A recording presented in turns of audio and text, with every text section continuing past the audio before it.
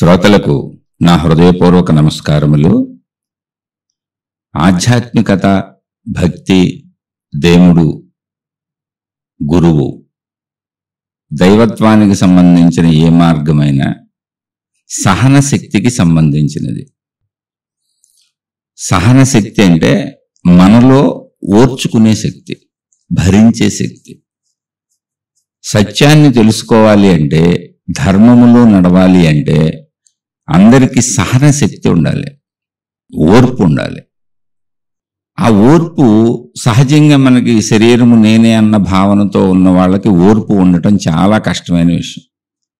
ఎందుకంటే శరీరము నేను అన్న భావనలో మనం ఉన్నప్పుడు ఈ శరీరానికి అవసరమైనటువంటి పనులు చేసుకుంటూ ఉంటాం. అంటే ఈ శరీర అవసరాలు, కోరికలు, ఇష్టాలు ఇవన్నీ తీర్చుకునే పనులు చేసుకుంటూ ఉంటాం. ఈ శరీరానికి అవసరం లేని అంటే అయిష్టాలు అన్నీ కూడా వద్దని తప్పించుకునే ప్రయత్నం చేస్తూ ఉంటాం. ఇదే జీవితం. అసలు జీవితం ఏమీ లేదు, ఇష్ట అయిష్టాల మధ్య జరిగే ఒక పోరాటం జీవితం.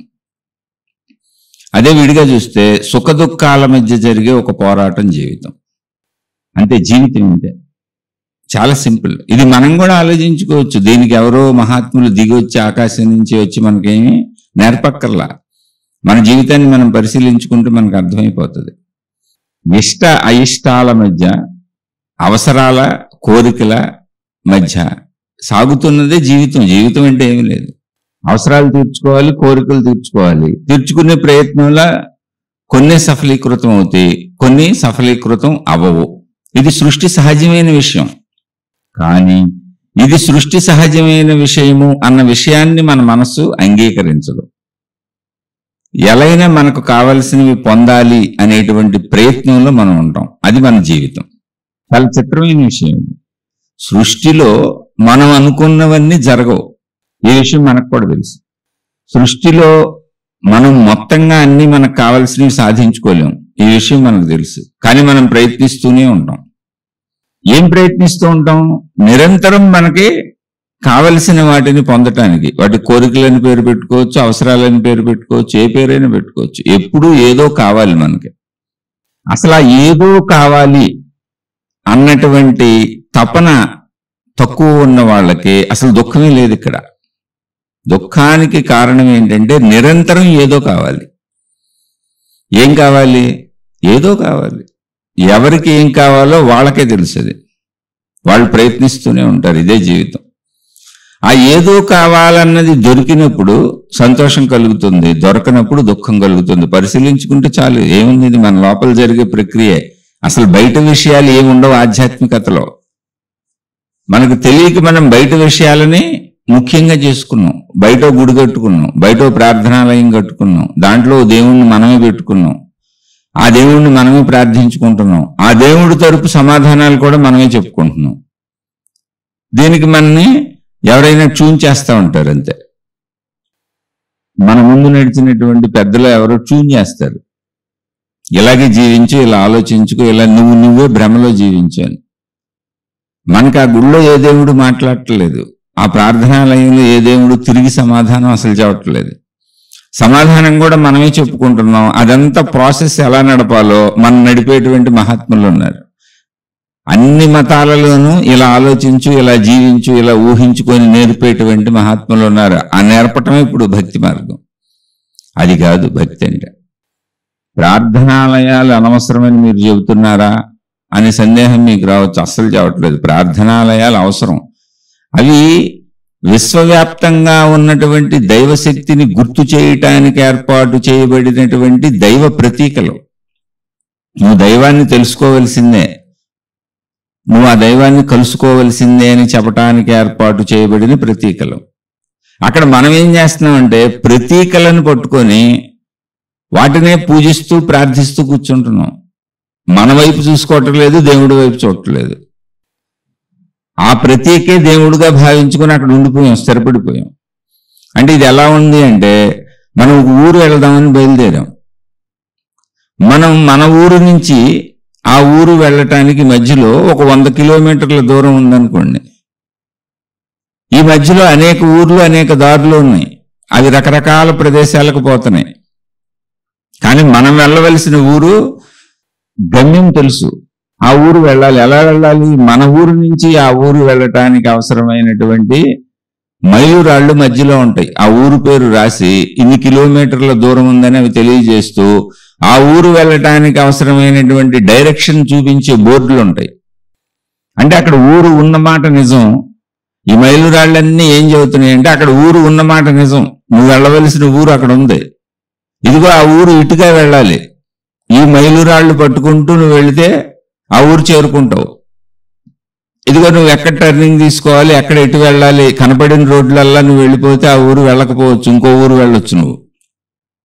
కాబట్టి నీకు మధ్యలో బోర్డులు ఉంటాయి నువ్వు ఎటువైపు వెళ్ళాలి అని. వాటి మీద రాసి ఉంటుంది నువ్వు వెళ్ళవలసినటువంటి గమ్యం యొక్క పేరు. మైలురాళ్ల మీద పేరు రాసిందని, బోర్డుల మీద పేరు రాసిందని, మైలురాళ్ళు బోర్డులే గమ్యము అనుకుంటే జీవితం వృధా అయిపోతుంది. ఇది ఎవరి విచక్షణకు వాళ్లే. కేవలం విషయం చెప్పటమే తప్ప ఇది ఎవరి విచక్షణకు వాళ్లే. ఎందుకంటే విచక్షణ అనేది స్వాతంత్ర చర్య.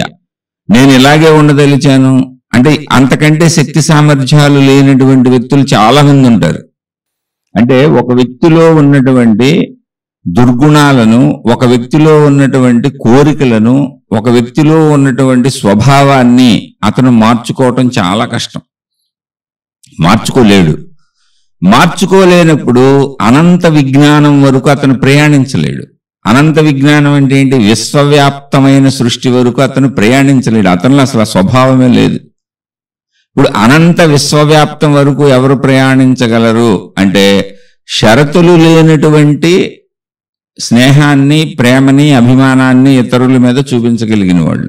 కానీ సహజంగా మనం ఎలా ఉంటాం? మనకు లాభం ఉంటే తప్ప ఎవరితో స్నేహం చేయం. ఆ లాభం ధనమై ఉండొచ్చు, మన మానసిక తృప్తి అయి ఉండొచ్చు, మన అవసరాలు అయి ఉండొచ్చు, మన గుణాలకు తగ్గ వ్యక్తి అయి ఉండొచ్చు, ఏదో ఒకటి అతను మనకు నచ్చినట్టు ఉండొచ్చు. అది లాభమే. మనకు నచ్చాడా నచ్చలేదా అనే ప్రసక్తి లేకుండా, అసలు నచ్చటము నచ్చకపోవటము అనేటువంటి విషయాలే లేకుండా ఎవరైతే తాము చేయగలిగినటువంటి మేలుని ఇతరులకు చేస్తూ ఉంటారో వాళ్ళకి గుణదోషాలు తక్కువ ఉన్నాయని అర్థం లోపల. అటువంటి వాళ్ళే చాలా మంది పెద్ద పెద్ద నాయకులు అవుతారు. ఇప్పుడు మీరు మహాత్మా గాంధీ గారిని తీసుకుంటే అనేక మంది స్వాతంత్ర పోరాట యోధులు పోరాటం చేశారు. ఎందుకు చేయలేదు? వారికంటూ గొప్పగా చేసి ప్రాణత్యాగాలు కూడా చేశారు. చనిపోయారు చాలా మంది బ్రిటిష్ వాళ్ళ చేతిలో. వాళ్ళు చేయలేదని కాదు. గాంధీ మహాత్ముడు చక్కటి విధానాన్ని పెట్టుకున్నాడు. ఆయన ఏంటంటే అహింసాయుత విధానము. నేను నిన్ను కొట్టను, నువ్వు నన్ను కొట్టినా పర్వాలేదు, ఎదుర్కొంటాను. అలా నువ్వు కొడుతుంటే నేను పారిపోను, నేను అలాగే నిలబడతాను. కానీ నా నినాదం ఆగదు, నా ఉద్దేశం ఆగదు, నా ప్రయత్నం ఆగదు. ఏంటంటే ఈ దేశం మాది, మీరు మమ్మల్ని బలవంతంగా మా మీద ఎక్కి అధికారాన్ని చలాయిస్తున్నారు. అది కూడా మీరు ధర్మంగా చేయట్లేదు. కాబట్టి మీరు మా దేశాన్ని వదిలి వెళ్ళిపోండి, మా దేశాన్ని మేము పరిపాలించుకుంటాం. క్విట్ ఇండియా, ఇండియాని వదిలిపెట్టండి. ఇక్కడ ఆయన అహింసాయుత పోరాటం చేయటం వలన ఆయన్ని కాల్ చేయటానికి, చంపేయటానికి కుదరలేదు బ్రిటిష్ వాళ్ళకి. అంతే. మన జీవితంలో అయినా అంతే. అలాంటి ఉన్నతత్వమైనటువంటి శాంతియుతమైన స్థితిలో కొంతమంది యుద్ధం చేయగలుగుతారు. మిగిలిన వాళ్ళందరూ తక్కువ వాళ్ళని కాదు, కానీ వాళ్ళ ఆవేశం ఉంది. వాళ్ళలో ఒక ప్రచోదక శక్తి ఏదో పనిచేస్తుంది. ఆవేశంతో పనిచేశారు. అందుకని వాళ్ళని ఆవేశంతో వెళ్ళిన వాళ్ళని, క్రోధంతో వెళ్ళిన వాళ్ళని, వాళ్ళు ఉత్తములైనా సరే అలాగే చంపేశారు. వాళ్ళు స్వాతంత్రం తేలేకపోయారు. అలాగే మనలో ఉన్నటువంటి గుణాలను మనం అవి ఏ రూపంగా ఉన్నాయో చూసుకోవాలి. అందుకని వాటిని ముందు సాత్విక గుణాలుగా మార్చుకోవాలి. అందరూ మార్చుకోలేరు గుణాలను, అందరూ మార్చుకోలేరు, అందరి వల్ల కాదు అది. అందుకని గుణ మార్పు చేసుకోలేని వాళ్ళు ఒకదానికి కట్టుబడిపోతారు. ఒక మైలురాయిని పెట్టుకుంటారు. ఇంకా నేను ఈ మైలురాయి దాటి రాలేను, ఎందుకంటే నాలో అంత శక్తి లేదు, నేను నా డబ్బుని ఇతరులకు పెట్టలేను. ఉదాహరణకు చెబుతున్నాను. నేను కావాలంటే మీరు చెప్పిన మంచి మాటలన్నీ విన్నాను, జాగ్రత్తగా విన్నాను, నేను నేర్చుకున్నాను, ఆధ్యాత్మికం అంతా చదువుకున్నాను, ఓకే. నేను ఇతరుల దగ్గర దొంగిలించకుండా ఉండగలను, అది మానేస్తాను. అంతవరకు ట్రై చేస్తాను. అది కూడా కష్టమే. బాగా లాభం వస్తుంటే అటువైపు వెళ్ళిపోతాను. కానీ నాదైతే నేను ఎవరికి పెట్టలేను, ప్రాణం పోయినా పెట్టలేను. మీరు ఎన్ని చెప్పినా నా బుద్ధి అక్కడ స్టక్ అయిపోయింది, ఆగిపోయింది. నేను నా కీర్తి ప్రతిష్టలు వదలలేను, నా ఎంటిటీని వదలలేను. నాకు గుర్తింపు కావాల్సిందే. మీరు ఎన్ని చెప్పినా నాకు గుర్తింపు కావాల్సిందే, దాన్ని వదలలేను. నా ఎంటిటీ అక్కడ స్టక్ అయిపోయింది. కాబట్టి ఇలా సాధకులు ఒక్కొక్కళ్ళ ఎంటిటీ ఒక్కో చోట స్టక్ అయిపోద్ది. అందరూ ఒకే విషయాన్ని తీసుకొని వెళ్ళలేరు. ఇవేంటంటే పూర్వ వాసనల యొక్క బలము. అసలు నేను అనే ఎంటిటీని నశింపజేసుకోగలిగిన వాడికి మాత్రమే ఆత్మజ్ఞానం అర్థమవుద్ది. నేను అనే ఎంటిటీ ఏంటి? నా కీర్తి ప్రతిష్టలు ఓకే, నాకు అక్కర్లేదు, నాకు ఏ గుర్తింపు అక్కర్లేదు, నేను అతి సామాన్యుడను. ఈ స్థితికి వచ్చేంత దమ్ము అసలు ఉంటుందా మనుషులందరికీ? అంటే ఆ దమ్ము కావాలి. అదేంటండి ఆ దమ్ము పోనీ ఎవరికన్నా వచ్చిందా అంటే వచ్చింది.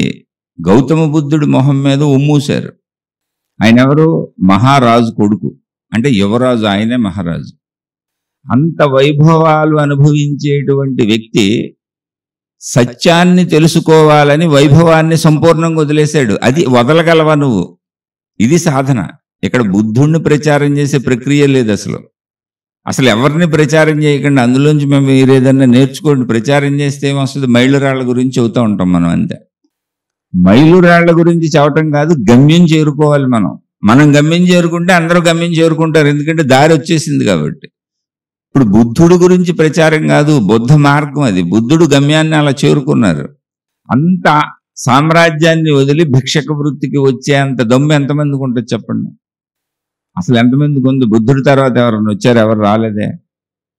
మహారాజులు ఎవరు ఇంకా అలా వదిలి ఎవరు రాలే. అసలు బుద్ధుడి తర్వాత మహారాజులు ఇలా అయిన వాళ్ళు ఎవరు లేరు. మామూలు వాళ్ళు అయి ఉండొచ్చు, మహారాజులు అంత సంపదలు వదిలి భిక్షక వృత్తికి వచ్చారు. అది ఆయన ఫస్ట్ బేసిక్ పాయింట్, వదలగలిగారు ఆయన. రెండవ బేసిక్ పాయింట్, మహారాజుకు ఉండేటువంటి గర్వము, మహారాజుకు ఉండేటువంటి నేను అనే ఎంటిటీ ఏ స్థాయిలో ఉంటుంది, అది తీసేసి ఆయన భిక్షక వృత్తికి వెళ్ళారు. భిక్షక వృత్తిలో ఎంత అవమానం ఉంటుంది, ఆయన్ని ఎంతో మంది తిట్టారు. బుద్ధ చరిత్ర చదువుకోండి. అంటే అసలు ఆయన అవమానాన్ని జయించారు, నేననే ఎంటిటీని జయించారు. ఇప్పుడు అక్కడ నేను అనే ఎంటిటీని జయించారు, తన రాజ్యాన్ని వదిలేశారు. బేసిక్ పాయింట్లు ఏనండి. భార్య ఉంది, కొడుకున్నాడు, తల్లిదండ్రులు ఉన్నారు. భార్య సుఖాన్ని వదిలేశాడు. ఎప్పుడు యవ్వనంలో, ముసలోడైనాక చెప్పిన కబుర్లు కాదు. 70 ఏళ్ళు 80 ఏళ్ళు వచ్చి ఇక భార్యతో నాకు అవసరం లేదు, ఇప్పుడు ఆమె నాకు భారమైన వదిలేయటం కాదు. యవ్వనంలో వదిలేసి వెళ్ళిపోయాడు. కోరిక తీర్చుకునే శక్తుల్లో వదిలేయగలిగాడు కోరికని. అదే ఆయన బేసిక్ పాయింట్. అంత దమ్ముందా? సత్యం కోసం అంత దమ్ముందా? ధనాన్ని మొత్తం రాజ్యాన్ని వదలగలిగే దమ్ము, యవ్వనంలో ఉన్న భార్యను వదలగలిగే దమ్ము, అంటే శారీరక కోరికను వదిలేయగలిగిన దమ్ము. ఇప్పుడు తల్లిదండ్రులు, వాళ్ళని వదిలేశాడు, బంధువర్గాన్ని. వీళ్ళెవ్వరూ లేకపోయినా నేను ఒక్కడనే అడవిలో బ్రతకగలను. ఫస్ట్ పాయింట్, అసలు వీళ్ళెవ్వరూ లేకపోయినా నేను ఒక్కడనే ఉండగలను అనే దమ్ముందా? ఎందుకని? సత్యం కోసం వీళ్ళెవరిని వదిలి వెళ్ళిపోవాలని కాదు ఇక్కడ నేను చెబుతున్న విషయం. వీళ్ళెవరూ నీతో రారు, ఎందుకంటే సత్యకాంక్ష వాళ్ళందరికీ ఉండదుగా. ఇప్పుడు సత్యాన్ని తెలుసుకోవాలని కాంక్ష నాకు పుట్టింది అనుకుందాం, లేదా మీకు పుట్టింది అనుకుందాం. మీ వాళ్ళందరూ ఎందుకు వస్తారు మీతో పాటు? అది ఎవరికి పుడుతుందో అతను ఒక్కడే వెళ్తాడు, అది దమ్ము. అప్పుడు వాళ్ళు రారు కాబట్టి వాళ్ళు మనని వెనక్కి లాగుతారు, ఈ వైపు లాగుతారు, కాబట్టి మనం వెళ్ళగలమా? అందుకని ఆయన ముందు నన్ను ఈ రాజ్య దీంట్లోంచి తప్పించుకుంటే తప్ప, లేకపోతే నన్ను రాజుగా ఇక్కడ స్థిరపరిచేస్తారు, నేను దీనికి రాజునైపోతాను, ఈ వైభవాలన్నీ అనుభవించాల్సిందే, తప్పనిసరిగా వీటికి నేను కట్టుబడి ఉండాల్సిందే. కాబట్టి ముందు ఈ వైభవం వద్దు నాకు, ఈ ధన సంపదలు, ఈ కీర్తి ప్రతిష్టలు, ఈ రాచరికం, ఈ యువరాజు అనే పోస్టులు వద్దు నాకు, అసలు తీసేయి. ఆ దమ్ముందా? మనం ఏంటంటే అవన్నీ ఉంచుకొని ఏ గురువో ఏ మహాత్ముడో చెప్పిన 4 మాటలు విని మనం అది అయిపోయాము అని భావించుకుంటాం. వచ్చిన ప్రాబ్లం అది. అందుకని ఇలాంటి వాళ్ళందరికీ ఏంటంటే, ఇక నేను ఏ సాధన చేయలేను కాబట్టి ఒక మైలురాయిని పట్టుకుంటాను, ఒక ప్రార్థనాలయాన్ని పట్టుకుంటాను, ఒక గురువుని పట్టుకుంటాను, ఆయన చెప్పిన 4 మాటలు వింటాను, అక్కడ ఆ పూజలో అక్కడ జరిగేటువంటి విధానాల్లో పాల్గొంటాను, అక్కడ కొంచెం దక్షిణలు వేస్తాను, దాన్ని ఊడుస్తాను, తుడుస్తాను, శుభ్రం చేస్తాను, తర్వాత నా ఇంటికి నేను వెళ్ళిపోతాను. నా డబ్బుతో నేను గడుపుతాను, నా భార్యతో నేను గడుపుతాను, నా భర్తతో నేను గడుపుతాను, నా పిల్లలతో నేను ఉంటాను, నేను విపరీతమైన ఆధ్యాత్మికతలో ఉన్నానని నాకు నేను చెప్పుకుంటాను. ఇటువంటి వాళ్ళు తయారు చేసినటువంటి భక్తి మార్గాలు ఇక అదే సత్యమని, అదే సర్వమని, ఆ ప్రార్థనాలయం, ఆ దేవుడు, ఆ మార్గము, ఆ గురువే మొత్తం మోక్షమని, ఆత్మసాక్షాత్కారం అని, ప్రపంచంలో చెప్పబడుతున్న సర్వం అదే అని చెప్పకపోతే వాళ్ళు అక్కడ బతకలేరు. ఇక్కడ ఎవరికి వాళ్ళు విచక్షణ ఉపయోగించుకోవాలి, ఎవరు చెబుతున్నారు, ఎవరు అలా ఉన్నారు, దాని సంగతి అనవసరం. ఎందుకంటే సాధించలేని వాడు నేను సాధించిందే మొత్తం అని చెప్పాలి. ఎందుకని అతను అది వదలలేకపోతున్నాడు, ఆ డబ్బును వదలలేకపోతున్నాడు, ఆ కీర్తి ప్రతిష్టలను వదలలేకపోతున్నాడు, ఆ వైభవాలను వదలలేకపోతున్నాడు, ఆ మంది మార్బలాన్ని వదలలేకపోతున్నాడు. తాను ఏకాకిగా అడవిల్లో తిరగలేడు, ఏకాకిగా తాను ఉండలేడు. అలా ఉండి చూపించాలి. అంటే ఉండి చూపించాలంటే మనందరం పారిపోవాలా? అక్కర్లా. అసలు విధానాలు చెబుతున్నాను, ఎవరిని పారిపోమని చెప్పట్లా. నేనే పారిపోలేదు, బుద్ధుడు అంత శక్తి నాకే లేదు. నేను మా ఇంట్లోనే ఉన్నాను, మా భార్య పిల్లలతోనే ఉన్నాను. ఆధ్యాత్మికతని అర్థం చేసుకోవటానికి చెబుతున్నాను. ఆధ్యాత్మికతని అర్థం చేసుకోవటానికి చెబుతున్నాను. ఇప్పుడు 80 ఏళ్ళు వచ్చిన స్త్రీ, 70 ఏళ్ళు వచ్చిన స్త్రీ, శారీరక కోరికలు తగ్గిపోయినటువంటి వృద్ధురాలు నేను పతివ్రతనని చెబితే మనం వినటం, చప్పట్లు కొట్టడం హాస్యాస్పదం తప్ప అందులో ఏముంది? పతివ్రతనని ఎవరు చెప్పాలి? 20 ఏళ్ల స్త్రీ చెప్పాలి, 25 ఏళ్ల స్త్రీ చెప్పాలి, 30 ఏళ్ల స్త్రీ చెప్పాలి, 40 ఏళ్ల స్త్రీ చెప్పాలి. వృద్ధాప్యంలోకి వెళ్ళినాక అసలు శారీరక కోరికలే ఉండవు, ఇక నీకు పాతివ్రత్యంతో పనే ఉంది. అప్పుడు అందరూ వృద్ధనారి పతివ్రత అనే సామెత ఉంది. అందరూ పతివ్రతలే, పురుషులైనా స్త్రీలైనా. అయితే మనం ఎటువంటి మాటల్లో పడిపోతాం, అదే మనకి ఉన్నటువంటి పెద్ద జబ్బు. అయితే ఈ జబ్బు మనకి తెలియదా? మనం ఇటువంటి మాటల్లో పడిపోతున్నాం అంటే తెలుసు, మనకి తెలుసు. ఎందుకని అంటే నేను కూడా దాటలేను కాబట్టి అలాంటి వాడిని నేను ఎన్నుకుంటాను. మనకు ఈ నూతిలోనే మన మోక్షం ఉంది, మన ఆత్మసాక్షాత్కారం ఉంది, మన జ్ఞానం ఉంది. మనం చేస్తున్న ఈ సమస్తం ఈశ్వరత్వమే, ఇదే ప్రపంచం, ఈ నుయ్యే ప్రపంచం అనేది ఎన్నుకుంటాం. ఎందుకంటే మనం మన డబ్బును వదలలేము, మనకు సంబంధించిన దేన్ని వదలలేము.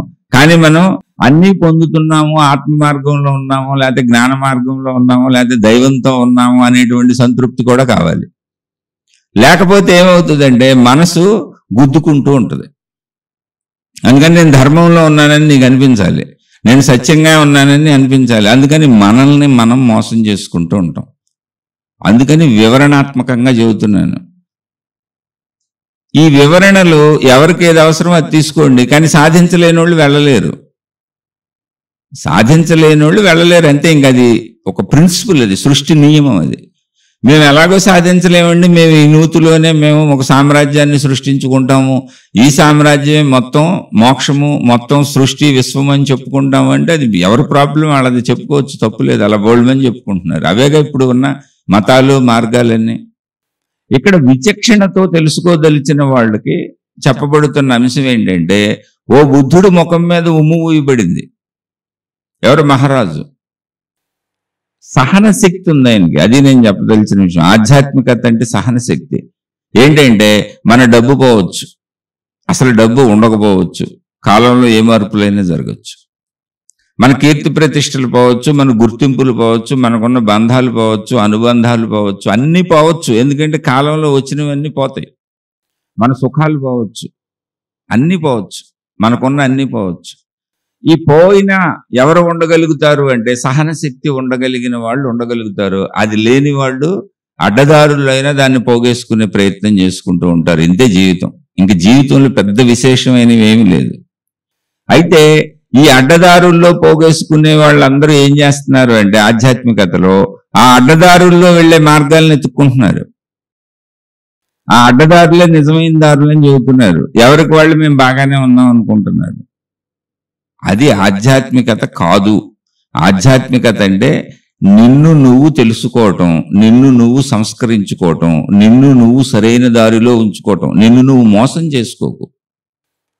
అయితే బలీయమైన వాసనలు ఉన్న వాళ్ళు ఏం చేయాలి మరి? ఇప్పుడు వాళ్ళు దాటలేరు కదా, డబ్బును వదలలేరు, ఎవరికి పెట్టలేరు, కీర్తి ప్రతిష్టలు గుర్తింపులు వదలలేరు, తట్టుకోలేరు, భరించలేరు. అవసరమైతే ఆత్మహత్య చేసుకు చచ్చిపోతారు. కానీ అవి పోతే ఉండలేరు. చాలా ప్రాబ్లం మనుషులకి. చాలా మంది ఆత్మహత్యలు చేసుకునేది ఎందుకో తెలుసా? వాళ్ళు అనుకున్నవి జరగట్లేదని అంతే. వాళ్ళు కోరుకుంది ఏదో పోయింది కాబట్టి నేను తట్టుకోలేను అని. అవమానాలకు కొందరు, కోరికలు తీరక కొందరు, డబ్బు పోయి కొందరు, ఇదే మొత్తం కోరికల్లోకి వస్తాయి ఇవన్నీ. ఆత్మహత్యలు చేసుకుంటున్నారు. ఆత్మహత్య ఎందుకు? మనం పూజించే దేవుడే భిక్షక వృత్తితో జీవించి వెళ్ళిపోతే ఇక్కడి నుంచి మనం ఎందుకు భిక్షక వృత్తిలో బతకలేం? ఆత్మహత్యతో పనే ఉంది. అలానే భిక్షక వృత్తిలో అసలు మనం బ్రతకక్కర్లేదు. మనం సంస్కరించుకుంటూ నిజాయితీగా ప్రయాణించటమే. అందుకని ఆధ్యాత్మికతకి చాలా అత్యంత ఆవశ్యకమైన విషయము సహన శక్తి. ఓర్చుకోవాలి. పోతే ఏదైనా పోతాయి. పాండవులు ఓర్చుకున్నారు, మొత్తం రాజ్యమే పోయింది, భిక్షాటన చేశారు. ఇది చరిత్ర, మనం చదువుకుంటున్నాం. శ్రీరామచంద్రుడు ఓర్చుకున్నాడు, ఆయన రాజ్యమే పోయింది. తన సొంత వాళ్లే, తన తండ్రి తన తల్లి అడవికి వనవాసానికి పంపించేశారు. నీకు రాజ్యం ఎవరని చెప్పారు. రాజ్యం నీ తమ్ముడు భరతుడికి కావాలి, నువ్వు వెళ్ళిపో అన్నాడు. వెళ్ళిపోయాడు. సామాన్యమైన విషయమా? భార్య సమేతంగా వెళ్ళిపోయాడు. ఏదో ఒక మంచివాడు అన్నాడు అక్కడ ఆ ఇంట్లో, ఒక్కడో లక్ష్మణుడు అని. పాపం ఆయన నేను తోడొస్తానన్నయ్య అన్నాడు. ముగ్గురు కలిసి వెళ్ళిపోయారు. ఏం చేస్తాం? వస్తుంది కాలం. అది వస్తుందనేగా రామాయణం రాశారు, మహాభారతం రాశారు. కాలం ఇలా ఉంటుందని చెప్పడానికే కదా ఇవి రాయబడింది. ఇక్కడ నేను చెప్పదలిచిన విషయం ఏంటంటే, వాళ్ళకి సహన శక్తి ఉంది. శ్రీరామచంద్రుడికి సహన శక్తి ఉంది. ఎందుకు నా తండ్రిని ఏదో అంటాం, నా తల్లిని ఏదో అంటాం, ఈ గొడవలు గోళ్ళు ఇవన్నీ ఎందుకు? పొల్లి వాళ్ళు హాయిగా ఉన్నాయి, నా తమ్ముడే కదా, మనం వెళ్ళిపోదామని వెళ్ళిపోయాడు. పాండవులు అలాగే సహన శక్తి ఉంది. పాండవులు ఏం సామాన్యులు కాదు. మరి చివరిలో యుద్ధం చేసి వాళ్ళందరినీ చంపేసి గెలిచారు కదా. అంత శక్తి సామర్థ్యాలు వాళ్ళకి మొదటి రోజు నుంచి ఉన్నాయి కదా. కాదు, సహన శక్తి ఉంది.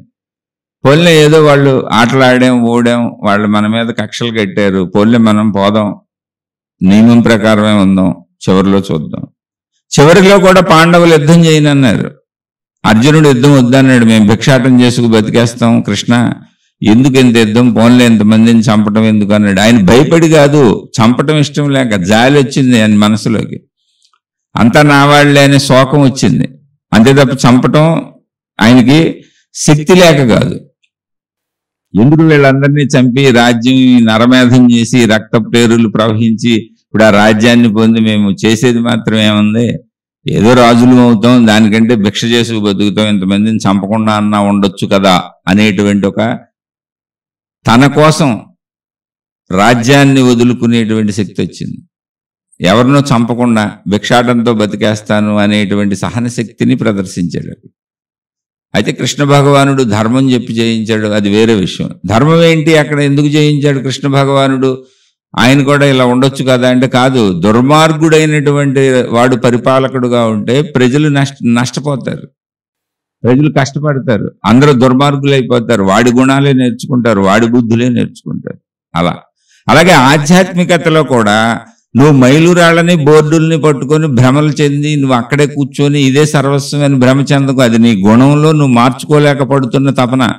నీ డబ్బును వదలలేకో, నీ శారీరక సుఖాలు వదలలేకో, నీ గుర్తింపులు వదలలేకో, నీకున్న దేన్నో వదలలేక నువ్వు ఆ గేటు దాటలేకపోతున్నావు. దాటలేక అక్కడే కూర్చొని అదే మొత్తం అని చెబుతానంటున్నావు, నువ్వు పొందేశానని చెబుతానంటున్నావు. నువ్వు పొందవలసింది నీ లోపల ఉంది. దానిని చెప్పటానికి ఏర్పాటు చేయబడినటువంటి మైలురాళ్ళు, బోర్డులు, ప్రార్థనాలయాలన్నీ. గమ్యం ఉంది. గమ్యం ఎక్కడుంది? నీ లోపలే ఉంది. నీ లోపల ఉన్న ప్రాణశక్తి, బయట ఉన్న ఈశ్వర శక్తి. నీ లోపల ఉన్నటువంటి ప్రాణశక్తి, బయట ఉన్నటువంటి ఆత్మశక్తి, అందరిలో ఉన్నటువంటి ఆత్మశక్తి, సర్వము వ్యాపించి ఉన్నటువంటి దైవశక్తి, ఆత్మశక్తి, అది నీలోనూ ఉంది, బయట ఉంది. అంటే నువ్వు ఇప్పుడు గుడిలోంచి నీ లోపలికి రావాలి, గురువు దగ్గర నుంచి నీ లోపలికి రావాలి, మతంలోంచి నీ లోపలికి రావాలి, మార్గంలోంచి నీ లోపలికి రావాలి. మైలురాళ్ళన్నీ నిన్ను నీ లోపలికి చేర్చాలి. అది ఆత్మజ్ఞానము, అది నిజమైనటువంటి దైవ జ్ఞానము, దైవశక్తి. ఇది వదిలేసి నువ్వు ఎక్కడో కూర్చొని ఇంకొక దేవుడు ఎక్కడో స్వర్గంలో ఉన్నాడని, ఆయన నీ కోసం సీట్లు రిజర్వ్ చేస్తాడని చెప్పుకొని నువ్వు బ్రతికే బ్రతుకంతా నిన్ను నువ్వు మోసం చేసుకోవటమే.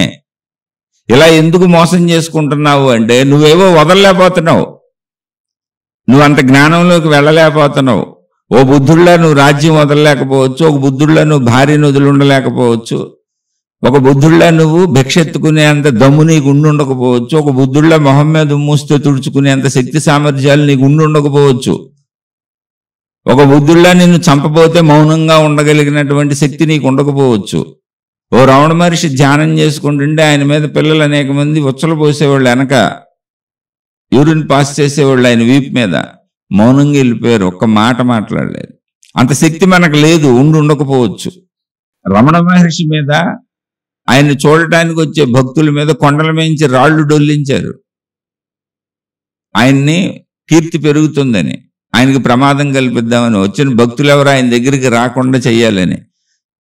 ఆయన మౌనంగా వెళ్ళిపోయారు. నీ దగ్గర అంత సహన శక్తి ఉండకపోవచ్చు, పోగొట్టుకోవటం నీకు నచ్చకపోవచ్చు, పొందటమే నీకు ఇష్టమై ఉండొచ్చు, అప్పుడు నువ్వు అక్కడే కూర్చుంటావు. కానీ అదే సత్యమనే భ్రమని అందరికీ చెప్పకు. నువ్వు కూడా ఆ భ్రమలో పడిపోయి దాన్ని నమ్మించే ప్రయత్నం చేయకు. నా గుణానికి నేను ఇక్కడ ఆగిపోయానని చెప్పు. మిగిలిన వాళ్ళన్నా సాగగలిగిన వాళ్ళు సాగుతారు. ఇప్పుడు వచ్చిన ప్రమాదం ఏంటంటే, ఇటువంటి వాళ్ళందరూ ప్రపంచంలో కొంచెం బుర్ర ఉపయోగించగలిగిన వాళ్ళని కూడా బుర్ర ఉపయోగించకుండా తయారు చేసేస్తున్నారు. ఎందుకంటే బేసిక్లో పాపం అందరికీ తెలియదుగా ఈ విషయం. ఇప్పుడు నేనే ఉన్నాను, మీతో చెబుతున్నాను. నేను సామాన్య సాధకుడుగా బయలుదేరినప్పుడు మొట్టమొదటి రోజుల్లో ఒక దేవుణ్ణి నమ్మే బయలుదేరాను నేను, లేకపోతే నేను ఇక్కడి దాకా ఎలా వస్తాను? ఈ విషయాలు మీకు ఎలా చెబుతాను? కానీ అలా బయలుదేరినాక నాకు అర్థమైంది, అనేక మంది గురువులను చూశాను, అనేక మార్గాలు చూశాను, అనేక మతాలు చూశాను, అన్నింటినీ స్టడీ చేశాను, అన్నింటిలోకి వెళ్ళాను, అన్నింటినీ పరిశీలించాను. అప్పుడు అర్థమైంది, అసలు జ్ఞానం మన లోపలే ఉంది. మన లోపల ఉన్నదాన్ని చెప్పడానికి వీళ్ళు ప్రయత్నిస్తున్నారు. నా లోపల ఎలా ఉందో అన్నింటి లోపల అదే ఉంది, యావత్ సృష్టిలోనూ అదే ఉంది. కాబట్టి మనం దానిని పొందాలి. మనం ఎక్కడో మైలురాయిని బోర్డుని పట్టు కూర్చోకూడదు, దాన్ని అంటిపెట్టుకు ఉండిపోకూడదని అప్పటి వరకు నేను అంటిపెట్టుకుని ఉన్నటువంటి మైలురాళ్లను వదిలేశాను. నేను దేవుణ్ణి వదిలేయలేదు, నేను సత్యాన్ని వదిలేయలేదు. ఎందుకంటే ఆ బోర్డు కాడే కూర్చుంటే నేను నా ఊరు ఎప్పటికీ వెళ్ళను. బోర్డు నేను వెళ్ళవలసిన ఊరుని సూచిస్తుంది. ఇప్పుడు మీరు ఒక సాయిబాబా అనే దేవుణ్ణి పూజిస్తున్నారు, లేదా ఒక రమణ మహర్షి అనే దేవుణ్ణి పూజిస్తున్నారు, లేదా ఒక బుద్ధుడు అనే దేవుణ్ణి పూజిస్తున్నారు. మీరు దేవుణ్ణి పూజిస్తున్నారు, బుద్ధుడి ఆకారాన్ని పూజిస్తున్నారు.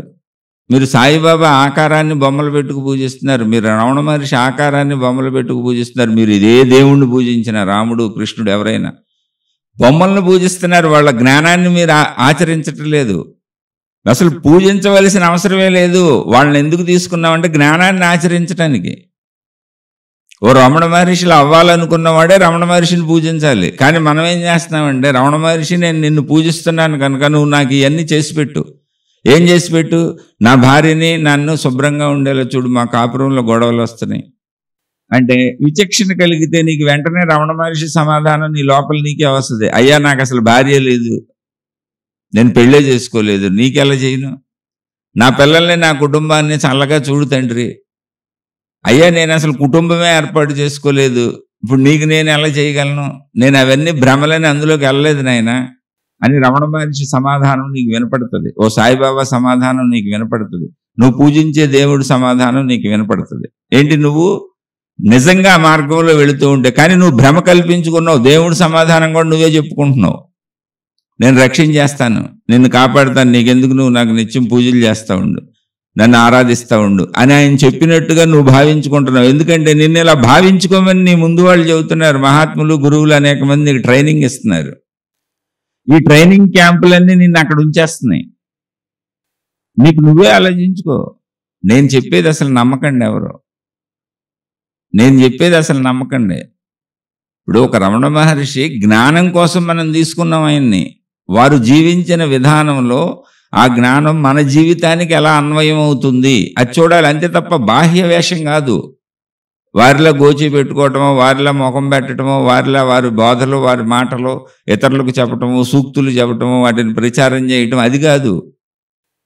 నువ్వు అందులో సత్యాన్ని ఎంత ఆచరించావు, అందుకు రమణ మహర్షి, అందుకు సాయిబాబా, అందుకు ఏ దేవుడైనా ఆ దేవుడి యొక్క తత్వాన్ని, జ్ఞానాన్ని నువ్వు ఆచరించడానికి తప్ప ఆ దేవుణ్ణి ఊరికనే పూజించటం ఏంటి ఉపయోగం?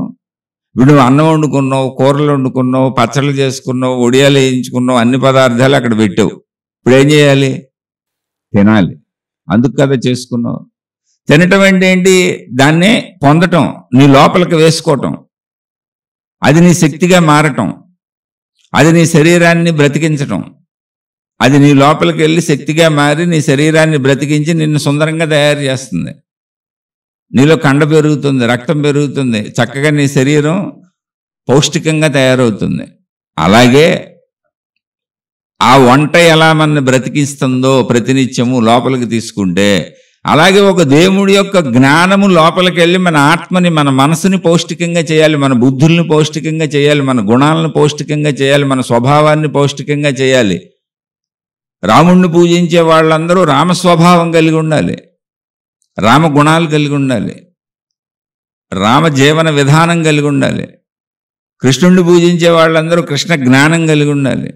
అలా మీరు ఎవరిని పూజిస్తున్నారో అలాంటి జ్ఞానాన్ని మీరు ఆచరించాలి. ఇక్కడ వాళ్ళని మార్చేస్తేట, మీకు అనుకూలంగా వాళ్ళని మార్చుకుంటేట, ఆలోచించి చూడండి ఒకసారి. అందుకని నిన్ను నువ్వు మోసం చేసుకోకు.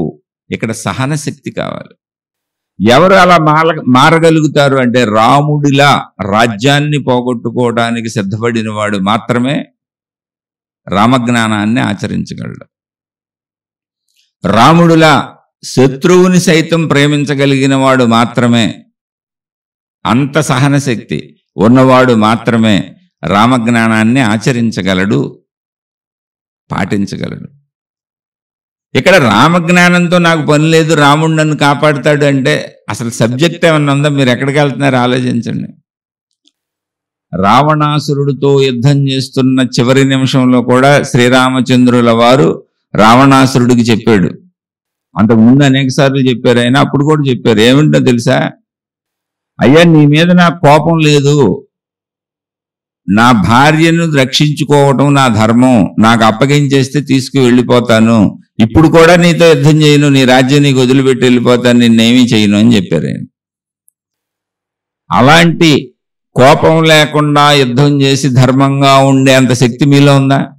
ఆయన యుద్ధం చేస్తున్నారు, కోపాన్ని ప్రదర్శిస్తున్నారు, కానీ అది కసితో కాదు, రావణాసురుడి మీద కోపంతో కాదు, రావణాసురుడి మీద ఎటువంటి ద్వేషంతోనూ కాదు, తన భార్యను రక్షించుకునే ప్రయత్నంలో. అటువంటి వాళ్ళు మాత్రమే రామజ్ఞానాన్ని పాటించగలరు.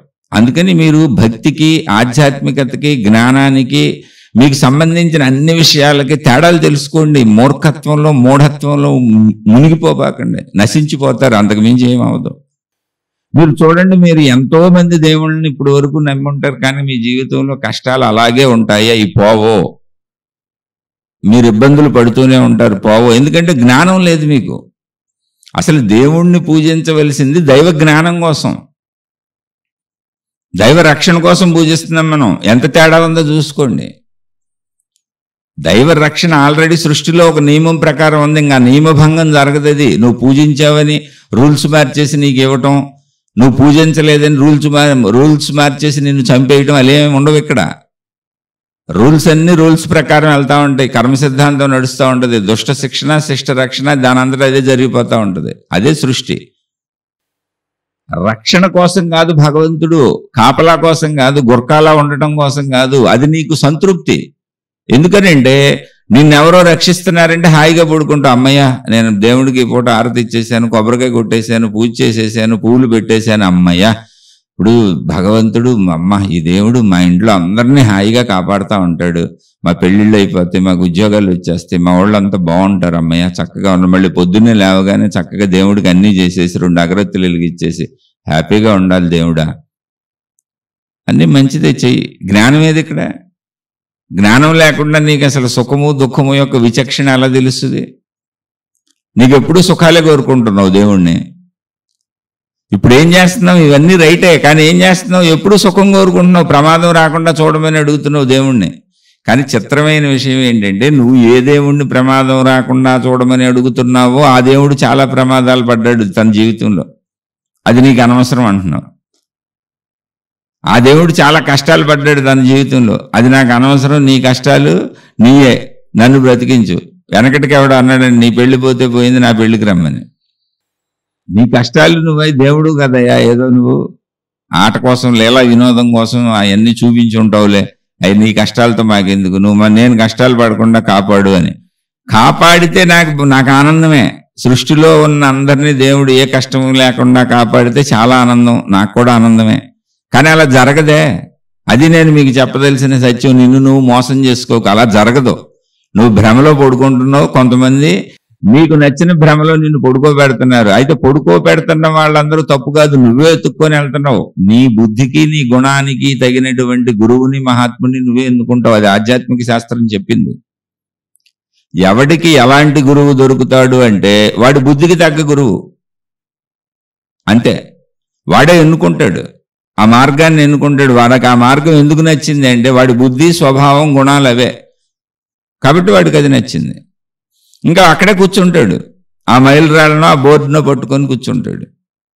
అన్నీ మంచివేనాయనా, కానీ అవి నిన్ను తరింప చేయాలి. ఆ విషయం నువ్వు మర్చిపోతున్నావు.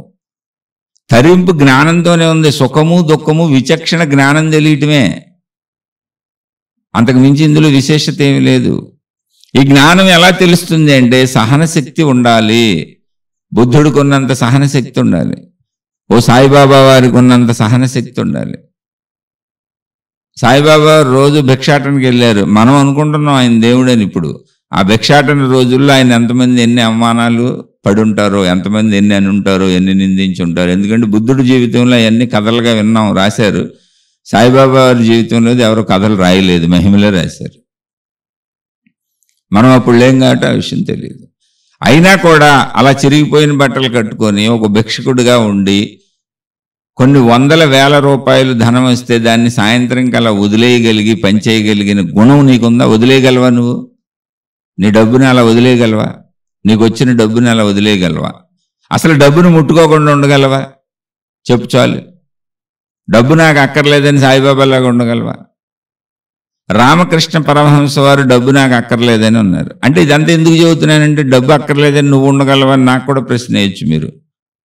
ఖచ్చితంగా డబ్బు నాకు కావాలి నేను బతకడానికి. కానీ ఇప్పుడు మీతో మాట్లాడుతున్న ఈ నిమిషానికి సంవత్సరం ముందు నుంచి నేను డబ్బును వదిలేశాను. ఇంకా డబ్బు నేను సంపాదించను. చావో బ్రతుకో ఇలా చనిపోతాను. చక్కగా నాకు ఆ పరిస్థితి కల్పించింది సృష్టి. అలానే నాకు ఇప్పుడున్న డబ్బును వదులుకోను. ఎందుకంటే నాకు సాయిబాబా వారంత శక్తి రాలేదు, బుద్ధుడంత గొప్పవాడిని కాదు. అసలు ఏ మహాత్ముడి పాదధూళికి సరిపోను. నేను అన్వేషకుడిని. వీళ్ళందరిలోంచి నా జీవితానికి పనికొచ్చే వాటిని వెతుక్కుంటున్నాను. నేను కూడా బయలుదేరినప్పుడు ఒక దేవుణ్ణి పెట్టుకొని నమ్ముతూ బయలుదేరిన జ్ఞానాన్ని తెలుసుకుంటూ వెళ్ళినప్పుడు అనేకం అవసరమైనాయి, అనేకం తెలుసుకోవాల్సి వచ్చింది. ఒక వ్యక్తి రాజ్యాన్ని వదిలి భిక్షకుడిగా ఉండటం అనేది అసలు ఊహకు అందని విషయంగా ఉంది. కానీ ఆయన్ని పరిశీలించుకుంటూ వెళితే రాజ్యాన్ని వదులుకొని అంత సంపదలు వదులుకొని భిక్షకుడిగా ఉండటమే కాదు, ఆయన్ని చంపేయడానికి వచ్చాడు. అంగుళీమాలుడు అనేటువంటి వాడు బుద్ధ భగవానుడిని చంపడానికి వచ్చాడు. అతను నేను నిన్ను ఇప్పుడు చంపేస్తానని చెప్పాడు. బుద్ధ భగవానుడు కించిత్తు భయపడలేదు సరికదా, చిరునవ్వు నవ్వి నీకు చంపాలని ఉంటే చంపుకోమన్నాడు ఆయన. అసలు ఆ మానసిక స్థితి కుదురుద్ది ఎవరికన్నా? అందుకని అవన్నీ చాలా అద్భుతంగా అనిపించినాయి, ఆశ్చర్యంగా అనిపించినాయి. ఈ రక్షణలు, ఈ కోరికలు, నా పెళ్ళం, నా మొగుడు, నా ఇల్లు, ఈ గొడవల కంటే అదిగో అటువంటిదేదో సాధించటం, అటువంటి జ్ఞానం ఏదో పొందటం సత్యమని అనిపించింది. ఆ ప్రయత్నంలో సాగుదామని అనిపించింది. రావచ్చు, దాన్ని పొందొచ్చు, పొందలేకపోవచ్చు, కానీ సత్యం అది. ప్రయత్నం అయితే సాగుద్ది పొందటానికి. పొందే ప్రయత్నంలో సహనశక్తి కావాలి. ఎవరు పొందగలరో సహనశక్తి కావాలి. అప్పుడే అర్థమైంది సహనశక్తి కావాలి అని. అదే మీకు చెబుతున్నాను. మనం ఇలా అనుకున్నప్పుడు ప్రకృతి మనకు ఆ ఏర్పాట్లన్నీ చేస్తుంది. మన సహనశక్తిని పెంచేలా ప్రకృతి ఏర్పాట్లు చేస్తుంది. మన చుట్టూ ఉన్నటువంటి ప్రకృతి, విశ్వము మనకు గురువే.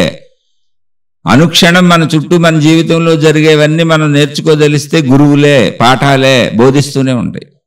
మనకు అటువంటి పరిస్థితులు వస్తాయి, ఓర్చుకోవాల్సి వస్తుంది, భరించాల్సి వస్తుంది, కోల్పోవాల్సి వస్తుంది, నష్టపోవాల్సి వస్తుంది, వదిలేసుకోవాల్సి వస్తుంది, వదిలి జీవించి చూపించవలసి వస్తుంది.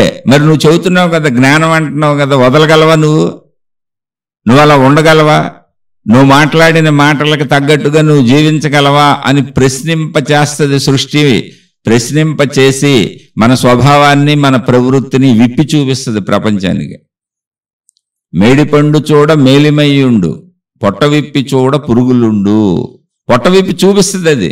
పురుగులు ఉంటాయా, అతను చెప్పిన దాని మీద అతను నిలబడతాడా అనే దాన్ని ప్రపంచానికి ప్రకటించి చూపిస్తుంది విశ్వము. ఇప్పుడు ఒక రమణ మహర్షి నేను ఈ శరీరము కాదు, నేను ఆత్మస్వరూపుడును అని చెప్పారు. ఆయన అనంత ఆత్మస్వరూపుడును.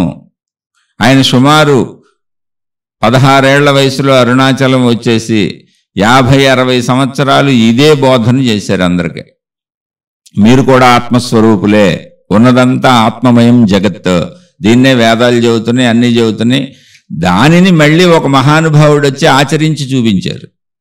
అంటే సృష్టిలో ఈ ఆత్మజ్ఞానము, దైవీ జ్ఞానము అంతరించిపోకుండా కొంతమంది మహాత్ములు వచ్చి దాన్ని ఆచరించి చూపించి వెళుతూ ఉంటారు. అలా ఇప్పుడు లేటెస్ట్గా ఆత్మజ్ఞానానికి సంబంధించిన అద్భుతమైన విషయాలను ఆచరించినటువంటి ఏకైక వ్యక్తి రమణ భగవానులు. ఇంకా అనేక అవతారాలు వచ్చి ఉండొచ్చు, కానీ ఈ అవతారంలో అసలు మహిమ లేదు, మాయ లేదు, ఏమీ లేదు. కేవలము నిన్ను నువ్వు తెలుసుకునే బోధ. దాన్ని ఆయన ఆచరించి చూపించారు. ఇప్పుడు ఆయన ఆ మాటలు చెబుతున్నారు.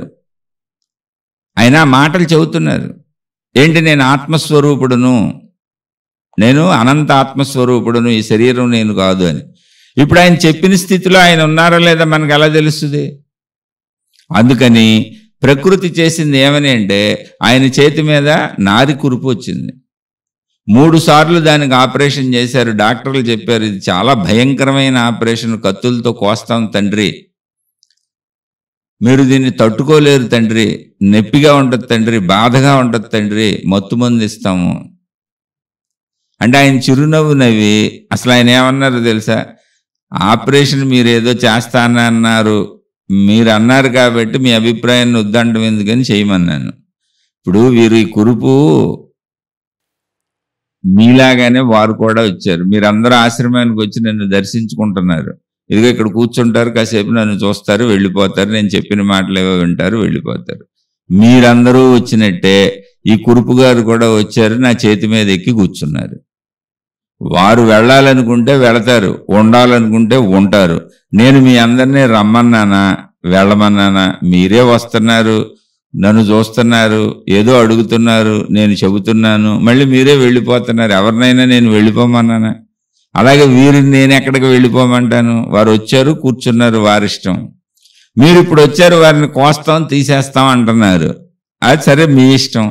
కానీ నేను ఆత్మస్వరూపుడును, ఈ శరీరం నేను కాదు.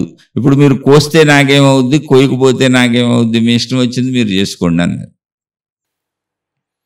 నాకు మత్తుతో పని లేదని చెప్పారు. 3 సార్లు అలా ఆపరేషన్ చేశారు. అంటే ఇక్కడ నేను చెప్పదలిచిన సత్యం ఏంటంటే, వారి సహన శక్తిని ప్రకృతి మనకు చూపించింది. సహన శక్తి ఎవరికి వస్తుంది అంటే, జ్ఞానం పెరిగిన వాళ్ళకి వస్తుంది, జ్ఞానం తెలిసిన వాళ్ళకి వస్తుంది, ఆచరణలో ఉన్న వాళ్ళకి వస్తుంది. మిగిలిన వాళ్ళు కల్పనలు చెబుతూ ఉంటారు, తట్టుకునే శక్తి వాళ్ళ దగ్గర ఉండదు. చిన్న కోపాన్ని తట్టుకోలేరు, చిన్న ఎదురు చావటాన్ని తట్టుకోలేరు. వాళ్ళ మాట అదే సాగాలి, వాళ్ళు అనుకున్నదే జరగాలి. వాళ్ళు ఏం కోల్పోలేరు, డబ్బును వదలలేరు, కీర్తి ప్రతిష్టలు వదలలేరు, దేన్ని వదలలేరు. మాటలు చెబుతారు, ఇవి తాత్కాలికంగా కొంతకాలం అందరూ నమ్మొచ్చు. చెప్పాక ఎవరు నమ్ముతారు అంటే, మైలురాళ్లు పట్టుకొని గమ్యాలనుకునే వాళ్ళు, బోర్డుల్ని పట్టుకొని గమ్యాలనుకునే వాళ్ళు, ఇటువంటి వాళ్ళని నమ్ముతూనే ఉంటారు. దాన్ని మనం ఏం చేయలేం. ఎందుకనంటే వీళ్ళు కూడా వదలలేరు కాబట్టి, వీళ్ళు కూడా అటువంటి జ్ఞానాన్ని పొందలేరు కాబట్టి, తమకు సంబంధించిన కోరికల్ని, విషయాల్ని వదలలేరు కాబట్టి అలాంటి మార్గాన్ని ఎన్నుకొని వెళ్తారు. ఇప్పుడు చూడండి, మీరు నిత్యానంద స్వామి అని ఆయన పాపం ఇండియా నుంచి పారిపోయి అక్కడ ఐలాండ్లు కొనుక్కొని అక్కడ ఉంటున్నాడు. ఆయన ఇండియాలో ఆయన మీద చాలా కేసులు ఉన్నాయి. పెద్ద గురువు ఆయన, బోల్డ్ ఆస్తులు ఉన్నాయి ఆయనకి. మీరు ఇంటర్నెట్లోకి వెళ్ళి కొడితే యూట్యూబ్లో అన్నీ వచ్చేస్తాయి, ఆయన గురించి స్టోరీ మొత్తం వచ్చేస్తుంది. అయినా ఇప్పటికే ఆయన నడుస్తూనే ఉంది, అక్కడి నుంచి ఆయన అయ్యో పెడతానే ఉన్నాడు. ఆయన ఎక్కడ ఉన్నాడు ఎవరికి తెలియదు. ఆయనకి ఇప్పటికీ ఫాలోయింగ్ ఉంది, జనం ఉన్నారు, భక్తులు ఉన్నారు. కాబట్టి జనము, భక్తులు విషయాలని చూసి మనం నమ్మితే మట్టి కొట్టుకుపోతాం. ఇలాంటి గురువులు ఎంతమంది ఇప్పుడు జైళ్ళల్లో ఉన్నారు. ఇక్కడ విషయం జ్ఞానం. ఇందులో ఎవరిని అసలు ఆ నిత్యానందం అనుకొద్దు, ఇంకో ఆయన మనకొద్దు, ఇంకొక ఆయన మనకొద్దు. మన గురించి మనకి చెప్పేటువంటి జ్ఞానం ఆధ్యాత్మికత, భక్తి అంటే.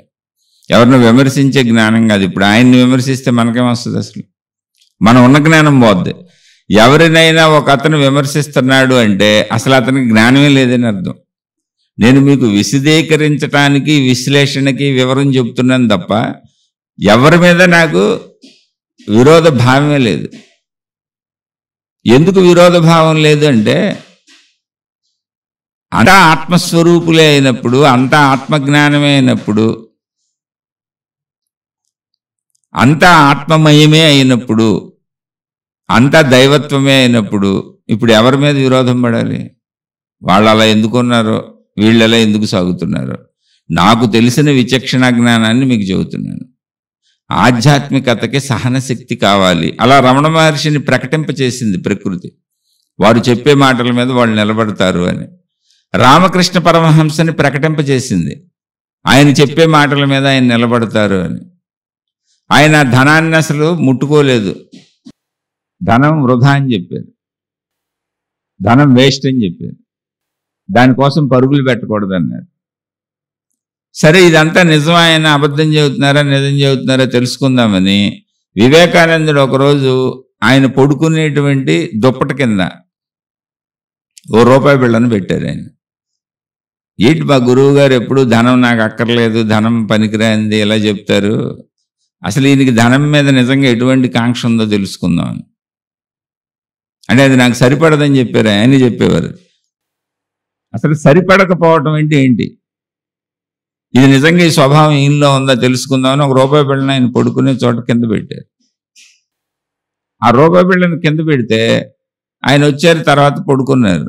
ఆయనకి తెలియదుగా పాపం ₹1 బిళ్ళ అడుగును పెడితే ఎలా తెలుస్తుంది? ఆయన పడుకొని నా ఒళ్ళంతా మంటగా ఉంది, నాకేదో ఇబ్బందిగా ఉంది, ఇక్కడ ఏదో నాకు పడని వస్తువు ఉంది అని చెప్పారు ఆయన. ఏముంది అంటే ₹1 బిళ్ళ కింద ఉంది. తర్వాత వివేకానందుడు తీశాడు. తీసినాక ఆయన అన్నారు, శభాష్, నీలాంటి శిష్యులే ఉండాలి, ఇలా పరిశీలించు, పరిశోధించు, అప్పుడు నమ్ము. అవును, కరెక్ట్, నువ్వు చేసింది కరెక్టే అన్నారు. ఇంతకీ ఏంటి ఇదంతా ఎందుకు జరిగింది అంటే ప్రకృతి ఆయన్ని నిరూపించి చూపించింది.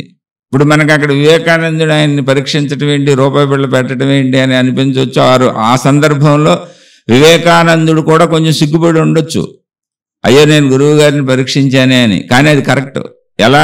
ఆయన గురించి మనకు ఎలా తెలిసేది? నిజంగానే డబ్బు ఆయన శరీరానికే సరిపడతలేదు, ఇంకా ఆయన తీసుకొని ఏం చేస్తారు ఇప్పుడు? అందుకని ఆధ్యాత్మికతలో నువ్వు జ్ఞానం మీద నువ్వు నిలబడుతున్నావా లేదా అనే విషయాలను ప్రకృతి నిరూపించి చూపిస్తుంది. దానికి అనేకం జరుగుతాయి.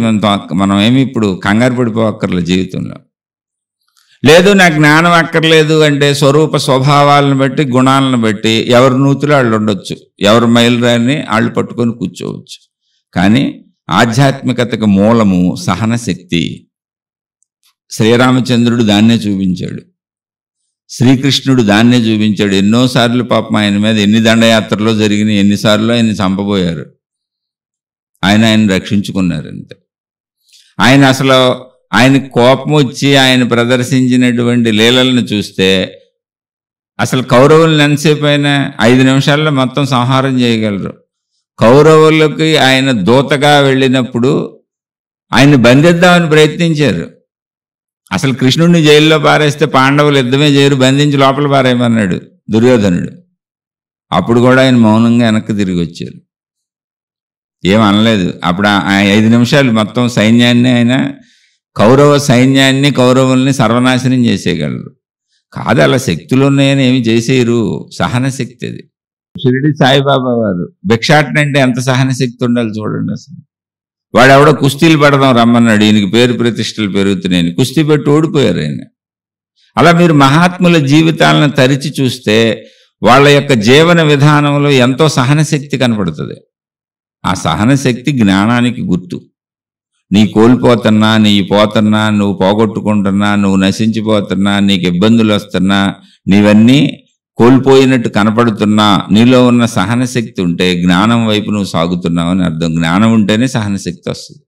జ్ఞానం ఉంటేనే వదులుకోగలుగుతావు, జ్ఞానం ఉంటేనే పోగొట్టుకోగలుగుతావు. వదులుకోవాలన్నా పోగొట్టుకోవాలన్నా జ్ఞానం ఉండాలి మనిషికి.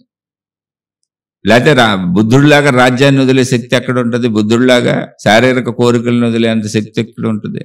అవి వదలమని నేను చెప్పటంలో విచక్షణ జ్ఞానం కోసం చెబుతున్నాను. అందుకని అందరూ సహన శక్తిని పెంచుకోండి. సహన శక్తిని పెంచుకోవడానికి అవసరమైన మన నిత్య జీవితంలో రోజు జరుగుతూ ఉంటాయి. ఓ భార్యతో మాట్లాడేటప్పుడు, భర్తతో మాట్లాడి, పిల్లలతో మాట్లాడేటప్పుడు, స్నేహితులతో, బయట వాళ్ళతో ఉండేటప్పుడు, డబ్బు లావాదేవీలప్పుడు, ప్రతి చోట మన అహంకారాన్ని కొడతానే ఉంటారు. ఒక రోజులో ఆ విషయం కొన్ని వందల వేల సార్లు తగులుద్ది మనకి. ప్రతి వ్యక్తి రోజు మన అహంకారాన్ని గిల్లుతూనే ఉంటాడు. అక్కడ ఓర్చుకుంటుంటే మన సహన శక్తి పెరుగుతున్నట్టు లెక్క. అతి కోరికలకు వెళ్ళి అత్యాశలు మోసాలు లేకుండా ధర్మంగా మనకు ఉన్న వాటిని అనుభవిస్తూ ధర్మంగా మాత్రమే మనం సంపాదించుకొని జీవించాలి అని మీరు నిర్ణయించుకొని ఎన్ని ఇబ్బందులు వచ్చినా ధర్మంగానే ఉంటే మీలో సహన శక్తి పెరుగుతూ ఉంటుంది. అందుకని సహన శక్తి కావాలి ముందు. సహన శక్తి లేనోళ్ళు ఏం చేస్తారు? అధర్మంలోకి వెళ్ళిపోతారు. అది నేను చెప్పదలిచిన విషయం. ఎందుకు మైలురాళ్ళనే పట్టుకొని, చిన్న చిన్న మైలురాళ్ళనే పట్టుకొని అక్కడ ఆగిపోయి ఈ మతమో, ఈ మార్గమో, ఈ దైవమో, మా విధానమో ఇదే కరెక్టు, ఇదే మొత్తం ప్రపంచం, ఇదే మొత్తం సృష్టి అని ఎందుకు చెబుతున్నారంటే సహన శక్తి లేదు, ముందుకు వెళ్ళలేరు వాళ్ళు, దేన్ని వదలలేరు వాళ్ళు. సర్వాన్ని వదిలితే కానీ జ్ఞానం తెలీదు. జ్ఞానము తెలియాలంటే ఓ రమణ భగవానులా, ఓ రామకృష్ణ పరమహంసలా, ఓ బుద్ధుడిలా సర్వాన్ని వదిలి సాగాలి. శ్రీరామచంద్రుడు తన సర్వస్వాన్ని కోల్పోతే శ్రీరామచంద్రుడు అయ్యాడు. నిలబడి చూపించాడు ఎన్నెన్ని చోట్ల, ఎన్నెన్ని సార్లు, ఎన్నెన్ని ఇబ్బందులు ఆయన ఎదుర్కొని అన్ని చోట్ల నిలబడి శ్రీరామచంద్రుడని ఈ రోజుకి కూడా పేరు నిలబెట్టుకున్నారు. అవి మనం ఆచరించడానికి అనువుగా జరిగినాయి. అందుకని సహన శక్తి ఉన్నవాళ్ళు మాత్రమే అక్కడ భరిస్తూ ఓర్చుకుంటూ ఆ మైలురాయిని, ఆ బోర్డుని దాటుకుంటూ గమ్యం దాకా వెళ్ళగలుగుతారు. ఆ బోర్డులను ఉపయోగించుకుంటారు మైలురాళ్ళని. ఈ మార్గంలో వెళ్ళటానికి ఇవి సూచికలు మాత్రమే, ఇవి గమ్యాలు కావు అని. సహనశక్తి లేని వాళ్ళు ఇక నేను ఓర్చుకోలేను, భరించలేను, నా వదులుకోలేను, నా పోగొట్టుకోలేను, నేను అంత దూరం ప్రయాణం చేయలేను, నా వల్ల కాదు, కనుక నేనున్న చోట దీన్నే మొత్తం అనుకొని భావించుకొని హాయిగా నిద్రపోతాను, దీన్నే అందరినీ నమ్మిస్తాను, నేను హాయిగా నిద్రపోతాను, నాలాంటి వాళ్ళని ఒక బ్యాచ్ చేసుకొని హాయిగా నిద్రపోతాం, మేము అందరం ఎక్కడ, మేము మోక్షంలోనే ఉన్నాము, మేము అద్భుతమైన మోక్ష సామ్రాజ్యాన్ని సృష్టించుకున్నాము అని. కాదు, నువ్వు మైలురాళ్ళ దగ్గర ఆగిపోతున్నావు. నిన్ను నువ్వు మోసం చేసుకోవు, నిన్ను నువ్వే మోసం చేసుకుంటున్నావు, ఎవరు మోసం చేయట్లేదు. ఎందుకంటే నీ లోపలికి వెళ్తే నీకు జ్ఞానం ఏంటో నీకే తెలిసిపోద్ది, నీ బుద్ధిలో మార్పు ఏంటో నీకే తెలిసిపోద్ది, నీ గుణం ఏంటో నీకే తెలిసిపోద్ది, నీ కోరిక ఏంటో నీకే తెలిసిపోద్ది, నువ్వు ఎంతది దాటలేకపోతున్నావు, ఎంతవరకు దాటావు నీకే తెలిసిపోద్ది, ఎక్కడ ఆగిపోయావో కూడా నీకే తెలిసిపోద్ది. అన్నీ నీ లోపలే ఉన్నాయి, నీకు తెలిసే విషయాలే. ఎందుకు నిన్ను నువ్వు మోసం చేసుకోవటం? ఒకవేళ దాటలేకపోతూ ఉంటే దానికి సంబంధించినటువంటి చక్కటి గురువులు ఉన్నారు, మహాత్ములు ఉన్నారు, అన్ని రకాల గురువులు మహాత్ములు భూమి మీదకి వచ్చారు. నువ్వు ఏ విషయంలో దేన్ని దాటలేకపోతున్నావో దాన్ని తెలుసుకో, దాన్ని చదువుకో, ఎలా దాటారో తెలుసుకో, సాధన కొద్ది కొద్దిగా చెయ్యి. ఇప్పుడు హఠాత్తుగా నువ్వేమి వదిలేసి దూకే అక్కర్లా, కొద్ది కొద్దిగా నిన్ను మార్చుకో. అహంకారాన్ని దాటలేకపోతున్నావా, కొద్ది కొద్దిగా ట్రై చెయ్యి. కోపాన్ని దాటలేకపోతున్నావా, కొద్ది కొద్దిగా ట్రై చెయ్యి. కోరికలను దాటలేకపోతున్నావా, కొద్ది కొద్దిగా ట్రై చేయి. డబ్బును వదలలేవా, కొద్ది కొద్దిగా ట్రై చేయి. ఎలాగోలా ఏదో ఒకటి, కీర్తి ప్రతిష్టలను వదలలేవా, కొద్ది కొద్దిగా ట్రై చేయి. ఎందుకంటే నువ్వు ఏం వదలలేకపోయినా ఒకరోజు శరీరం నిన్ను బలవంతంగా వదిలించేసుకుంటుంది. శరీరం ఉండదు, వదలాల్సిందే. శరీరం వదిలే లోపల మనం వదలగలిగినవన్నీ వదలగలిగితే జ్ఞానం వచ్చేసినట్టే. జ్ఞానం అంటే అంతే, మనలో ఉన్న చెడును పోగొట్టుకోవటం, ఇంతే జ్ఞానం. అందుకని నిన్ను నువ్వు మోసం చేసుకోకు. ఆధ్యాత్మిక మార్గంలో సాగటానికి కావలసింది, అత్యంత అవసరమైనది సహన శక్తి. ఎటువంటి సహన శక్తి? ఉమ్మూస్తే తుడుచుకెళ్ళిపోయాడు ఒక మహానుభావుడు, చంపబోతే చంపుకొని కూర్చున్నాడు, సర్వస్వం పోయినా ప్రశాంతంగా హాయిగా కూర్చున్నాడు. ఆఖరికి తన శరీరాన్ని కోస్తంటే పర్వాలేదు కోసుకోండి అని చక్కగా కూర్చున్నాడు. నేను ఈ శరీరమే కాదని. మరి ఆయన ఆత్మస్వరూపుడు కాకుండా ఎలా ఉంటాడు? అది జ్ఞానం కాకుండా ఎలా ఉంటుంది? అసలు ధనం అనేదాన్నే నేను ముట్టుకోను అన్న వ్యక్తి ధనాన్ని ఎవరో తన దుప్పటి కింద పెడితే ఒళ్ళు మంటలు పుట్టేసే అంత జ్ఞానాన్ని ధనం అవసరం లేదు అని ఆయన లోపల తత్వం నేర్చుకుంది. అంత తాత్వికుడు ఆయన. ఇవన్నీ సహన శక్తులు, జ్ఞానం అలా వచ్చింది. అందుకని మనం కూడా కొద్దిగా సహన శక్తిని కొంచెం కొంచెం పెంచుకుందాం. వీళ్ళలా అయిపోవక్కర్లా, మనం వెంటనే ఎలా అవుతాం? వాళ్ళు దైవ పురుషులు, దైవావతారులు. అయితే ఖచ్చితంగా వాళ్ళలా అవటానికే మానవ జన్మ వచ్చింది. అవలేమని ఎప్పుడు అనుకోబాకండి. అలా అయ్యే వరకు సాగాలి, అది గమ్యము. గమ్యం ఏంటంటే ఓ రామకృష్ణ పరమహంస, గమ్యం ఏంటంటే ఓ రమణ మహర్షి, గమ్యం ఏంటంటే ఓ షిరిడి సాయిబాబా, గమ్యం ఏంటంటే వాళ్ళ అయిన విధంగా అవటం. ఓ బుద్ధుడులా జ్ఞానాన్ని పొందటం. బుద్ధుడిలా డ్రెస్సులు వేసుకు తిరగటం కాదు, బుద్ధుడిని పూజించుకోవడం కాదు. బుద్ధుడిని పూజించేది బుద్ధ జ్ఞానాన్ని అనుసరించడానికి, మర్చిపోకుండా ఉండటానికి పూజా పునస్కారాలు పెట్టుకున్నాం. అందుకని సహన శక్తిని అలవరుచుకుందాం అందరం. ప్రతి నిత్యం జీవితంలో ఈ సహన శక్తి అవసరమే. ప్రతిరోజు ఈ సహన శక్తిని మనం కోల్పోతూ ఉంటాం. దీన్ని ఇప్పటి నుంచి ప్రాక్టీస్గా పెట్టుకొని మన ఎవరు ఏ విధ రూపాలలో డామినేట్ చేస్తున్నా కొద్ది కొద్దిగా ఓర్చుకోవడం నేర్చుకుందాం. ట్రై చేద్దాం, ప్రయత్నిద్దాం. శుభమస్తు. మీకు మీ కుటుంబ సభ్యులకు మేలు చేకూరుగాక. నేను చెప్పానని అన్నీ నమ్మేయకండి, ఎవరు చెప్పినా నమ్మకండి. రోజు వింటున్నాం కదా మంచి మాటలే అనుకొని కూడా నమ్మేయకండి. పరిశీలించండి, ఇదంతా నిజమా కాదా, అసలు ఈ సహనశక్తి అవసరమా కాదా, ఇది జ్ఞానమా కాదా, ఈయన చెబుతున్న మైలురాళ్ళు ఏంటి, ఆ బోర్డులు ఏంటి, ఆ గమ్యం ఏంటి, ఇదంతా నిజమా కాదా, ఈయన ఏమన్నా కల్పించి చెబుతున్నాడా, ఇలా ఆలోచించండి. ఎందుకంటే అనుమానం ఉన్న చోటే జ్ఞానం పెరుగుతుంది. అసలు పరిశీలించకుండా, అనుమానం లేకుండా గుడ్డిగా అన్నీ నమ్మేస్తే నీ జ్ఞానం ఎలా వస్తుంది? అందుకని మీ మేధస్సుకు పదును పెట్టండి, ఆలోచించండి. సత్యం ఉందనుకుంటే ఒక అడుగు ముందుకేయండి. నేను చెప్పిన ఒక అడుగు పెద్ద గొప్ప విషయం ఏం కాదు. సహనశక్తి. మన డబ్బును కోల్పోవాల్సి రావచ్చు, మనం ఓడిపోవాల్సి రావచ్చు, మన అహంకారానికి దెబ్బ తగలొచ్చు, మన మాట తగ్గచ్చు, మనం తగ్గి ఉండాల్సి రావచ్చు.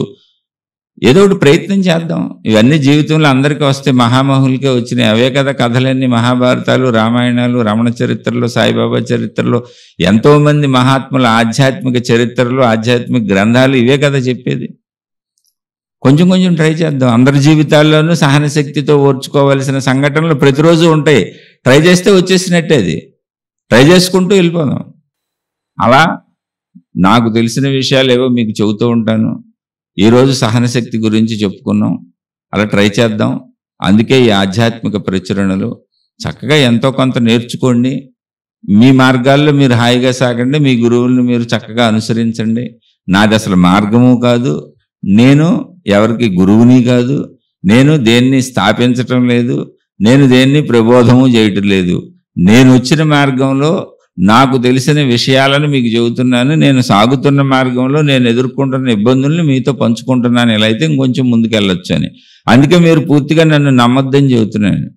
ఎందుకంటే నాకు తెలిసింది మిడిమిడి జ్ఞానం. నేను పూర్తి జ్ఞానిని కాదు, నాకు అసలు పూర్తిగా ఏమీ తెలియదు, నేనేమీ సాధించుకోలేదు. నేను మీలాంటి సామాన్యుడనే. ఈ విషయం మర్చిపోబాకండి. అందుకే నన్ను కూడా నమ్మకండి అని చెబుతున్నాను. మీరు నమ్మేంత గొప్ప వ్యక్తిత్వము, మీరు నమ్మేంత గొప్ప జ్ఞానము, మీరు నమ్మేంత గొప్ప ఆధ్యాత్మికత ఉన్న వ్యక్తిని అసలు నేను కానే కాదు. నేను సాగుతున్నప్పుడు నాకు అర్థమైన విషయాలు మీతో మాట్లాడుతున్నాను అంతే. అందుకని మీరు కూడా ఇందులోంచి ఏరుకోండి. మంచి ఉంటే తీసుకోండి, చెడు ఉంటే వదిలేసేయండి. శుభమస్తు. మరొక కొత్త శీర్షికతో మరలా కలుసుకుందాం. మీ అభిప్రాయాలను కామెంట్ల రూపంలో తెలియచేయండి. మీకేమైనా సందేహాలు, ప్రశ్నలు ఉంటే తప్పకుండా అడగండి. నాకు తెలిసినంత వరకు చెప్పే ప్రయత్నం చేస్తాను. శుభమస్తు.